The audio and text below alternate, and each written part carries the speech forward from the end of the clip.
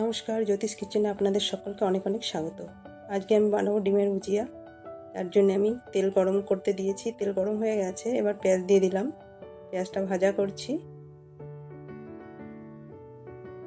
একটু নুন দিয়ে দিলাম 1 চামচ। নুনটা দিলে তাড়াতাড়ি পেঁয়াজটা নরম হয়ে যাবে, ভাজা হয়ে যাবে। পেঁয়াজটা ভাজা হয়ে গেছে।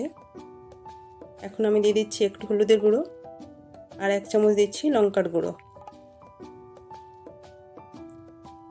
এবার এটা আরেকটু ভেজে নেব। এবার দিয়ে দিচ্ছি 1 চামচ চিকেন মশলা। আর একটু মশলাগুলো ভালো করে ভেজে নেব। ভাজা প্রায় হয়ে গেছে। এবার এর ভিতরে দিয়ে দেবো ডিম। ডিম ফাটিয়ে দিয়ে দিচ্ছি।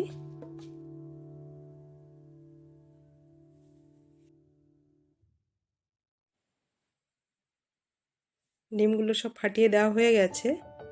এবার এগুলো ভালো করে নেড়ে দেব। তাড়াতাড়ি একটু নাড়লে ভালো হয়, না হলে জমাট বেঁধে যাবে।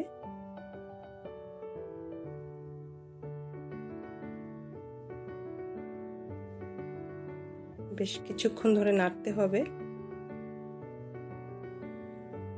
দেখুন, হয়ে গেল ডিমের ভুজিয়া তৈরি করা। কত সহজে ডিমের ভুজিয়া তৈরি করা যায়। ভিডিওটি দেখার জন্য আপনাদের সকলকে অনেক অনেক ধন্যবাদ।